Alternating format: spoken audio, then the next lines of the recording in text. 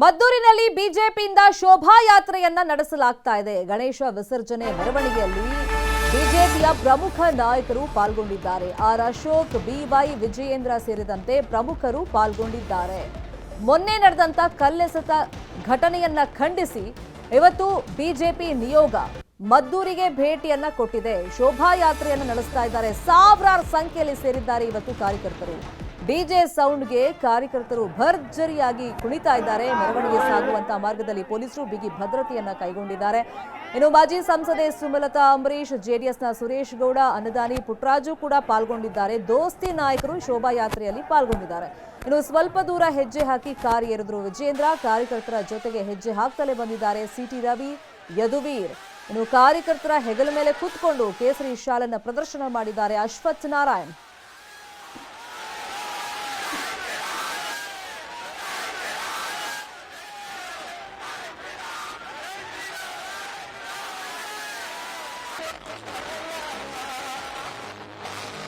ಎರಡೇ ವರ್ಷ ನಮ್ಮದು, ಮುಂದೆ 10 ವರ್ಷ ನಮ್ಮದೇ ಬಿಜೆಪಿ ಸರ್ಕಾರ.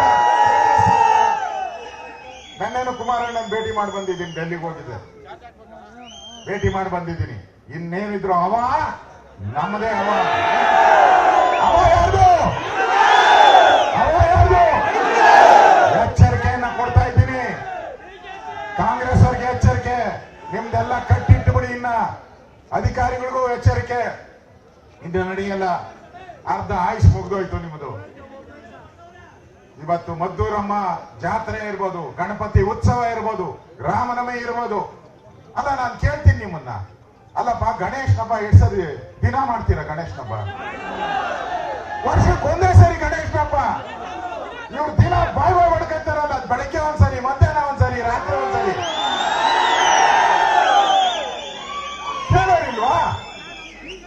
ಕೇಳೋರಿಲ್ವನ್ರಿ? ಒಂದು ದಿನ ಮೈಕ್ ಹಾಕ್ಬಾರ್ದಂತೆ, ನೀನು ಒಂದು ದಿನ ಡಿಜೆ ಹಾಕ್ಬಾರ್ದಂತೆ. ಅವ್ರ ದಿನ ಹಾಕೊಂಬೋದು. ನಾವ್ಯಾರ ಮಕ್ಕಳು? ನಾವ್ಯಾರ ಮಕ್ಕಳಪ್ಪ? ಯಾರಿಗೆ ಸಿದ್ದರಾಮಯ್ಯನವ್ರ ಬೆಂಬಲ? ಸಿದ್ದರಾಮಯ್ಯನವ್ರ ಬೆಂಬಲ ಯಾರಿಗೆ? ಸಿದ್ದರಾಮಯ್ಯ ಬೆಂಬಲ ಯಾರಿಗೆ? ಸಿದ್ದರಾಮಯ್ಯ ಎಲ್ಲಿ ಕಳಿಸ್ಬೇಕು?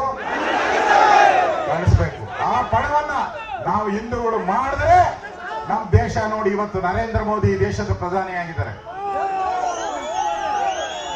ದೇಶದಲ್ಲಿ ಹಿಂಗೆ ಮಾಡ್ತಾ ಇದ್ರು. ದೇಶದಲ್ಲಿ ಹಿಂಗೆ ಮಾಡ್ತಾ ಇದ್ರು. ಇವತ್ತು ಸೋನಿಯಾ ಗಾಂಧಿ, ರಾಹುಲ್ ಗಾಂಧಿ ಎಲ್ಲಿ ಓಡಿಸ್ಬಿಟ್ಟವ್ರೆ? ಇಟಲಿಗೆ ಓಡಿಸ್ಬಿಟ್ಟವ್ರೆ. ಎಲ್ಲಿ ಓಡಿಸವ್ರೆ? ದೇಶದಲ್ಲಿ ಓಡಿಸವ್ರೆ. ಈ ಕರ್ನಾಟಕದಲ್ಲಿ ಬಂದೈತೆ ನಮ್ದು. ಈ ಸಿದ್ದರಾಮಯ್ಯನವ್ರು ಅವ್ರು ಇಟ್ಲಿ ಜೊತೆ ಪಾಸ್ಪೋರ್ಟ್ ಕೊಟ್ಬಿಟ್ಟು ಇವ್ರನ್ನ ಕಳಿಸ್ಬಿಡ್ಬೇಕು. ಇಲ್ಲಿ ಕರ್ನಾಟಕದಲ್ಲಿ ಇಟಲಿ ಸರ್ಕಾರ ಆಗಕ್ಕೆ ಬಿಡಲ್ಲ, ತಾಲಿಬಾನ್ ಸರ್ಕಾರ ಆಗಕ್ಕೆ ಬಿಡಲ್ಲ, ಮುಲ್ಲಾಗಳ ಸರ್ಕಾರ ಆಗಕ್ಕೆ ಬಿಡಲ್ಲ ಅಂತ ನಾವು ಹೇಳ್ಬೇಕು, ಜೋರಾಗಿ ಹೇಳ್ಬೇಕು. ಅದೇ ತಪ್ಪಿ ಏನೋ ಇವತ್ತು ಗಣೇಶನ್ ತಡೆದ್ರು, ಅದಕ್ಕೆಲ್ಲ ನಾವು ಒಟ್ಟಿಗೆ ಸೇರ್ಬಿಟ್ಟಿದ್ರಿ. ಇನ್ನಾದ್ಮೇಲೆ ನಾವು ಮರ್ತ್ ಬಿಡೋಣ ಅಂತ ಮರ್ತ್ರೆ ಮತ್ತೆ ಈ ಚಂಡಾಳರು ನಮ್ಮನ್ನ ಬಿಡಲ್ಲ. ನಮ್ಮ ರಾಜ್ಯದ ಅಧ್ಯಕ್ಷರಾದಂತ ವಿಜಯೇಂದ್ರ ಅವರು ಕೂಡ ಇವತ್ತು ನಮ್ಮ ಜೊತೆ ಮೆರವಣಿಗೆಯಲ್ಲಿ ಬಂದಿದ್ರು. SC ST ಒಂದು ದಲಿತ ಇದ್ರದ್ದು ಹಿಂದುಳಿದವರದ್ದು ಒಂದು ಸಭೆ ಇದೆ ಅಂತ ಅವರು ಹೋಗಿದ್ದಾರೆ. ನಾವೆಲ್ಲ ಒಟ್ಟಿಗೆ JDS ಅವರು ಎಲ್ಲ ಮುಖಂಡರು ಬಂದಿದ್ದಾರೆ. ನಾವೆಲ್ಲ ಒಟ್ಟಾಗಿರ್ತೀವಿ, ಹಾಲು ಜೇನ್ ಅಂತ ಇರ್ತೀವಿ.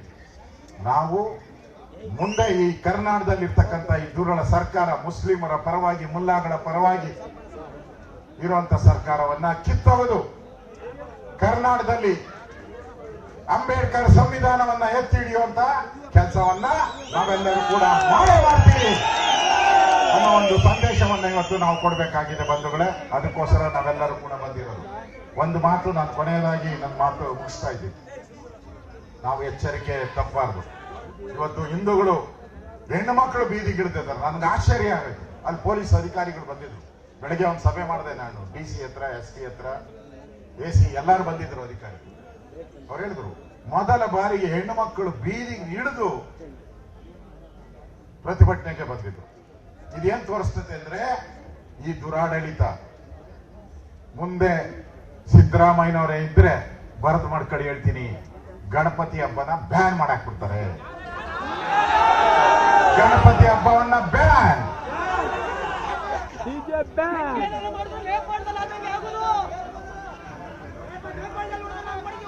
ಈಗ ಒಂದೇ ನಿಮಿಷ, ಈಗ ಡಿಜೆ ಬ್ಯಾನ್, ಏನು ಡಿಜೆ ಬ್ಯಾನ್, ಈಗ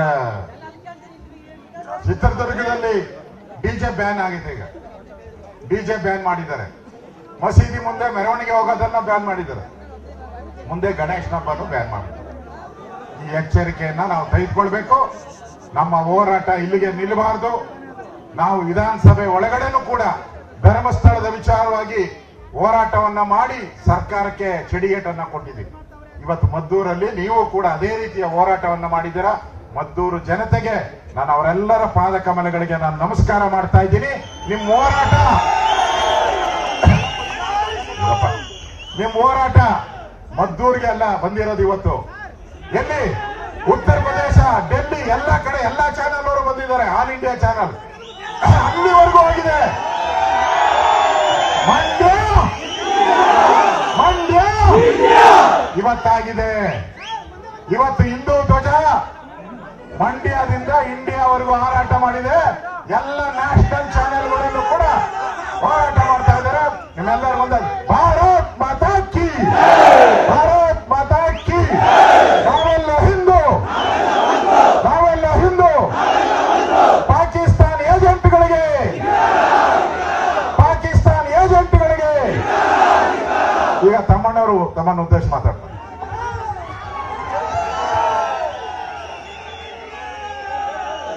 ಮಂಡ್ಯ ಜಿಲ್ಲೆಯ ವಿವಿಧ ಭಾಗಗಳಿಂದ ಬಂದಿರತಕ್ಕಂಥ ಎಲ್ಲ ನನ್ನ ಆತ್ಮೀಯ ಬಂಧುಗಳಿಗೆ ನನ್ನ ಸಾಷ್ಟಾಂಗ ಪ್ರಣಾಮಗಳನ್ನು ಸಲ್ಲಿಸ್ತಾ, ವೇದಿಕೆ ಮೇಲಿರ್ತಕ್ಕಂಥ ಬಿಜೆಪಿ ಮತ್ತು JDS ಎಲ್ಲ ಮುಖಂಡರುಗಳಿಗೂ ಕೂಡ ನಾನು ಹೃತ್ಪೂರ್ವಕ ಸ್ವಾಗತವನ್ನು ಕೋರ್ತಾ, ಮೊನ್ನೆ ದಿವಸ ನಡೆದಂಥ ಘಟನೆ ನೀವೆಲ್ಲ ಕಣ್ಣಾರೆ ನೋಡಿದ್ದೀರಿ. ಮಂಡ್ಯ ಜಿಲ್ಲೆ ನಮ್ಮ ಮಸೀದಿ ಮುಂದೆ ಬರಬಾರ್ದು. ಅರೆ, ಒಂದು ಮಾತು ಹೇಳಿಕ್ ಬಯಸ್ತೇನೆ. ಇಸ್ಲಾಂ ಹುಟ್ಟಿದ್ದು 1400 ವರ್ಷದ ಹಿಂದೆ, ಹಿಂದೂ ಧರ್ಮ ಹುಟ್ಟಿರೋ 16,000 ವರ್ಷದ ಹಿಂದೆ. ನೀವು ಹೊರಗಡೆಯಿಂದ ಬಂದವರು, ನಾವಿಲ್ಲ ಹುಟ್ಟುಗಾರರು. ನಮಗ್ ತೊಡೆ ತಟ್ಟ ಕೆಲಸ ಮಾಡಬೇಡಿ. ತೊಡೆನೂ ಮುರಿತೀವಿ, ತಲೆನೂ ತೆಗಿತವೆ. ನಮಗೆ ತೊಡೆ ತಟ್ಟಿ ಹಾಕಿದ್ರೆ ತೊಡೆ ಮುರಿಯೋದು ಬಂತು. ಅಣ್ಣ ಅಂದ್ರೆ ತಲೆ ತೆಗಿಸ್ತೀವಿ, ಏನ್ಲ ಅಂದ್ರೆ ಏನ್ಲ ನನ್ನ ಮಗನೇ ಅಂತ ಕೇಳೋ ತಾಕತ್ತು ಕೂಡ ಹಿಂದೂ ಸಮಾಜಕ್ಕಿದೆ. ಯಾಕನ ಮಗನೇ ಅಂತ ಕೇಳೋ ತಾಕತ್ತು ಕೂಡ ಹಿಂದೂ ಸಮಾಜಕ್ಕಿದೆ. ಕೇಸರಿ ಸಲುವಾಗಿ ಬಂದಿದ್ದಾರೆ ಶುರುವಾಗಿದೆ. ಹಿಂದೂಗಳ ವಿಷಯದಲ್ಲಿ ರಾಜಕಾರಣ ಇಲ್ಲ, ದೇಶದ ವಿಷಯದಲ್ಲಿ ರಾಜಕಾರಣ ಮಾಡಕ್ ಬರುತ್ತಾ? ಆದ್ರೆ ನೀವೇನ್ ಮಾಡ್ತೀರಿ? ಪಾಕಿಸ್ತಾನ್ ಜಿಂದಾಬಾದ್ ಅಂತವನಿಗೂ ಕೂಡ ನಮ್ಮವನು ಅಂತ ಯೋಚನೆ ಮಾಡ್ತೀರಿ. ನಾನು ಹೇಳ್ತೇನೆ, ಪಾಕಿಸ್ತಾನ ಮೇಲೆ ಅಷ್ಟೊಂದು ಪ್ರೀತಿ ಇದ್ರೆ ಇಲ್ಲಿ ಹಾಕಿದಿರಿ. ಗಂಟು ಮುಟ್ಟಕ್ಕೆ ತೋಡಿ ಪಾಕಿಸ್ತಾನಕ್ಕೆ. ಇಲ್ಲಿದ್ರೆ ನೀವು ಕೂಗ್ಬೇಕಾಗಿರೋದು ಒಂದೇ, ಭಾರತ್ ಮಾತಾ ಕಿ, ಭಾರತ್ ಮಾತಾ ಕಿ. ನಾವು ಯಾವತ್ತುವೆ ಸಾಹೇಬರು ನಮ್ಮ ದೇವಸ್ಥಾನದ ಮುಂದೆ ಬರಬಾರ್ದು ಅಂತ ಹೇಳಿದ್ರ, ಆದ್ರೆ ನಿಮಗೆ ಸೀಟಿ ಮುಂದೆ ಬರಬಾರ್ದು ಅಂತ ಅಷ್ಟೇ. ನಿಮಗೆ ನಾನು ಹೇಳಕ್ ಬಯಸ್ತೇನೆ, ಮಹಾವಿಷ್ಣು ವಾಮನ ಅವತಾರ ಎತ್ತಿ ಭೂಮಿ, ಆಕಾಶ, ಪಾತಾಳ ಮೂರನ್ನು ಮಹಾವಿಷ್ಣು ಕಟ್ಟಿದ್ದಾನೆ. ನಾವು ಕೂಡ ಇದೆಲ್ಲ ಇಡೀ ಭೂಮಿಯೇ ಅಂದ್ರೆ ನೀವೆಲ್ಲ ಹೋಗ್ತೀರಿ. ಇರ್ಲಿಕ್ಕೆ ಬಿಡಿ. ಅವರ ಮಾಹಿತಿಯ ಆಧಾರವಾಗಿಯೇ ಮಾತನಾಡೋದಾದ್ರೆ ಒಂದಂತೂ ಸ್ಪಷ್ಟ, ಇಲ್ಲಿ ಒಂದು ಕೋಮಿನ ಜನ ಹಿಂದೂಗಳು ಆ ಬೀದಿನಲ್ಲಿ ಮೆರವಣಿಗೆನೂ ಕೂಡ ಮಾಡಬಾರ್ದು, ಗಣಪತಿ ಮೆರವಣಿಗೆನೂ ಕೂಡ ಅಲ್ಲಿ ಸಾಗಬಾರ್ದು. ಇವತ್ತು ಮಹಿಳೆಯರಲ್ಲೂ ಕೂಡ ಇಷ್ಟೊಂದು ಆಕ್ರೋಶ ಬಂದಿದೆ ಇಲ್ಲಿ ಮದ್ದೂರಂತ ಕಡೆಯಲ್ಲಿ, ಮಂಡ್ಯ ಜಿಲ್ಲೆಯಲ್ಲಿ ಅಂತ ಹೇಳಿದ್ರೆ, ಈ ಕೆಲವು ದುಷ್ಕರ್ಮಿಗಳ ಅಟ್ಟಹಾಸ ಯಾವ ಮಟ್ಟಕ್ಕೆ ಹೋಗಿದೆ ಅನ್ನೋದು ಇದರಲ್ಲೇ ಸ್ಪಷ್ಟವಾಗಿ ಗೊತ್ತಾಗ್ತದೆ. ಯಾಕೆ ಹಿಂದೆಂದೂ ಕೂಡ ಮಹಿಳೆಯರು ಬೀದಿಗಿಳಿದು, ಹಿಂದೂ ಮಹಿಳೆಯರು ಬೀದಿಗಿಳಿದು ಈ ರೀತಿ ಆಕ್ರೋಶವನ್ನು ಯಾವತ್ತೂ ಕೂಡ ವ್ಯಕ್ತಪಡಿಸಿರಲಿಲ್ಲ. ಒಂದು ಕಡೆ ಗಾಂಜಾ, ಅಫೀಮು ಈ ಒಂದು ಕಾಟವು ಕೂಡ ಯಥೇಚ್ಛವಾಗಿ ಇಲ್ಲೂ ಕೂಡ ನಡೀತಾ ಇದೆ. ಹಿಂದೂ ಹೆಣ್ಣುಮಕ್ಕಳು ಗೌರವವಾಗಿ ರಸ್ತೆಯಲ್ಲಿ ನಡ್ಕೊಂಡು ಹೋಗೋದಕ್ಕೂ ಕೂಡ ಅಸಾಧ್ಯ ಆಗುವಂತ ವಾತಾವರಣ ಮದ್ದೂರಂತ ಕಡೆನೆ ನಿರ್ಮಾಣ ಆಗಿದೆ ಅಂತ ಹೇಳಿದ್ರೆ, ಇವತ್ತು ಯಾವ ರೀತಿ ಇಂಥ ದೇಶದ್ರೋಹಿಗಳು ಇಲ್ಲಿ ಮೆರಿತಾ ಇದ್ದಾರೆ ಅಂತೇಳಿ ಇದರಲ್ಲೇ ಸ್ಪಷ್ಟವಾಗಿ ಗೊತ್ತಾಗ್ತದೆ. ಇವತ್ತು ಮಾನ್ಯ ನಮ್ಮೆಲ್ಲ ವಿರೋಧ ಪಕ್ಷದ ನಾಯಕರು ಎಲ್ಲರೂ ಕೂಡ ಸುದೀರ್ಘವಾಗಿ ಚರ್ಚೆ ಮಾಡಿದ್ದೇವೆ. ಈಗ ಪೂಜೆಯನ್ನು ಸಲ್ಲಿಸಿ ನಾವು ಕೂಡ ಮೆರವಣಿಗೆಗಳಲ್ಲಿ ಭಾಗವಹಿಸ್ತೇವೆ. ಅವರ ಮಾಹಿತಿಯ ಆಧಾರವಾಗಿಯೇ ಮಾತನಾಡೋದಾದ್ರೆ ಒಂದಂತೂ ಸ್ಪಷ್ಟ. ಇದು ಮದ್ದೂರಿನಲ್ಲಿ ಕೇಸರಿ ನಾಯಕರು ಕಹಳೆಯನ್ನ ಮೊಳಗಿಸಿರುವಂತಹ ಪರಿ ಕಾಂಗ್ರೆಸ್ ಸರ್ಕಾರದ ವಿರುದ್ಧ ತೀವ್ರ ರೀತಿಯಲ್ಲಿ ಆಕ್ರೋಶವನ್ನು ವ್ಯಕ್ತಪಡಿಸ್ತಾ ದೋಸ್ತಿ ನಾಯಕರು ವಾಗ್ದಾಳಿಯನ್ನ ಮಾಡ್ತಾ ಇದ್ದಾರೆ. ಹೇಳಿ ಇನ್ನೊಂದು 3-4 ದಿವಸದಲ್ಲೇ ನಾನು ಮದ್ದೂರಿಗೆ ಬರ್ತೀನಿ ಅಂತ ಹೇಳಿದ್ದಾರೆ. ಅದರಿಂದ ಅವರು ಕೂಡ ಬರ್ತಾರೆ. ಆ ಸಂದರ್ಭದಲ್ಲಿ ಇನ್ನೊಂದು ಶಾಂತಿ ಯಾತ್ರೆ ಅಥವಾ ಇನ್ನೊಂದು ಯಾತ್ರೆಯನ್ನು ಮದ್ದೂರು ಪಟ್ಟಣದಲ್ಲಿ ಮಾಡ್ತೀವಿ. ಮಂಡ್ಯ ಜಿಲ್ಲೆಯ ಎಲ್ಲ ಜನರು ಕೂಡ ಎಲ್ಲ ಪಕ್ಷದವರು ಕೂಡ ಸೇರಿಸ್ಕೊಂಡು ಒಂದು ಶಾಂತಿ ಯಾತ್ರೆಯನ್ನು ಮಾಡ್ತೀವಿ. ದಯಮಾಡಿ ತಾವೆಲ್ಲರೂ ಕೂಡ ಸೌಹಾರ್ದಯುತವಾಗಿ ಶಾಂತಿಯುತವಾಗಿ ಯಾವುದೇ ಒಂದು ಹಿತಕರ ಘಟನೆ ನಡೆದಾಗೆ ಶಾಂತಿಯುತವಾಗಿ ನಾವು ಹೋರಾಟ ಮಾಡೋಣ. ನಾವು ಹೋರಾಟ ಯಾವಾಗಲೂ ಶಾಂತಿಯುತವಾಗಿರ್ಬೇಕು, ಗಾಂಧಿ ಮಾರ್ಗದಲ್ಲಿ ಇರಬೇಕು ಅಂತ ಹೇಳ್ತಾ ತಾವೆಲ್ಲರೂ ಕೂಡ ಇಷ್ಟೊಂದು ಸಂಖ್ಯೆಯಲ್ಲಿ ಬಂದು ಇವತ್ತು ಭಾಗವಹಿಸಿ ಎಲ್ರಿಗೂ ಮಾನಸಿಕವಾಗಿ ಸ್ಥೈರ್ಯವನ್ನು ತುಂಬಿದ್ದೀರಾ. ಹಿಂದೂ ಸಂಘಟನೆ ಬಲಪಡಿಸುವಂತ ದಿಶೆಯಲ್ಲಿ ತಾವೆಲ್ಲರೂ ಕೂಡ ಭಾಗವಹಿಸಿದ್ದೀರಾ. ಭಾಗವಹಿಸಿರ್ತಕ್ಕಂಥ ಎಲ್ಲ ನನ್ನ ಬಂಧುಗಳಿಗೂ ಕೂಡ ನನ್ನ ಗಣಪತಿ ವಿಸರ್ಜನೆ ಇದೆ.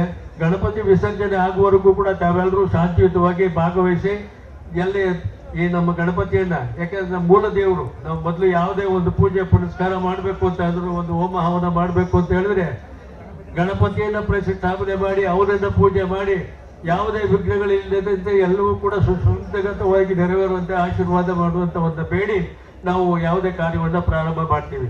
ಆ ದಿಶೆಯಲ್ಲಿ ತಾವೆಲ್ಲರೂ ಕೂಡ ಇವತ್ತಿನ ದಿವಸ ಗಣಪತಿಗಳ ವಿಸರ್ಜನೆ ಆಗುವವರೆಗೂ ಕೂಡ ತಾವೆಲ್ಲರೂ ಇದ್ದು ಭಾಗವಹಿಸಿ ಸೌಹಾರ್ದಯುತವಾದ ವಾತಾವರಣದಲ್ಲಿ ಅಂದ್ರೆ ಯಾವುದೇ ಘಟನೆಗೆ ಅವಕಾಶ ಕೊಡದಾಗೆ ತಾವೆಲ್ಲರೂ ಕೂಡ ಭಾಗವಹಿಸಬೇಕು ಅಂತ ಹೇಳಿ ತಮ್ಮನ್ನ ಮನವಿ ಮಾಡಿ, ಇನ್ನು ಮಾತನಾಡುವಂತವ್ರು ಬೇಕಾದಷ್ಟು ಇದ್ದಾರೆ.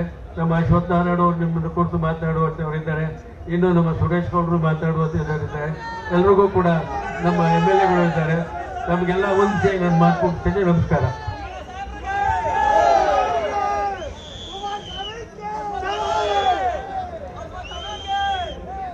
ಭಾರತ್ ಮಾತಾ ಕಿ. ನಾನೆಲ್ಲ ಮದ್ದೂರಿನ ಹಾಗೂ ಮಂಡ್ಯ ಜಿಲ್ಲೆಯ ಹಾಗೂ ಇಡೀ ನಾಡಿನಿಂದ ಬಂದಿರುವಂತ ನಾವೆಲ್ಲ ಹಿಂದೂ ಕಾರ್ಯಕರ್ತರೇ, ಏನೊಂದು ಗಣೇಶನ ಮೆರವಣಿಗೆಯನ್ನು ಮಾಡುವಂತ ಸಂದರ್ಭದಲ್ಲಿ ಶಾಂತಿಯುತವಾಗಿ ಸೌಹಾರ್ದಯುತವಾಗಿ ಬಹಳಷ್ಟು ಭಕ್ತಿ ಶ್ರದ್ಧೆಯಿಂದ ಯಾವ ದ್ವೇಷ ವೈಮನಸ್ಸಿಲ್ಲದೆ ಗಣೇಶನ ಮೆರವಣಿಗೆಯನ್ನು ಮಾಡುವಂತ ಸಂದರ್ಭದಲ್ಲಿ ಏಕಾಏಕಿ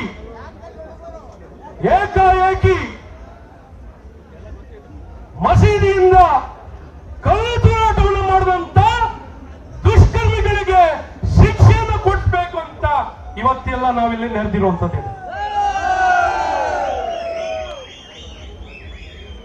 ಏನು ಕಾಂಗ್ರೆಸ್ ಸರ್ಕಾರ ಅಧಿಕಾರಕ್ಕೆ ಬಂದ ದಿನದಿಂದಲೂ ತುಷ್ಟೀಕರಣದ ರಾಜಕಾರಣ, ಓಲೈಸಿಕೊಳ್ಳುವಂತ ರಾಜಕಾರಣವನ್ನ ಮಾಡ್ತಿದ್ದಾರೆ. ನಮ್ಮ ತಾಳ್ಮೆಯನ್ನ ಪರೀಕ್ಷೆಯನ್ನ ಮಾಡ್ತಿದ್ದಾರೆ.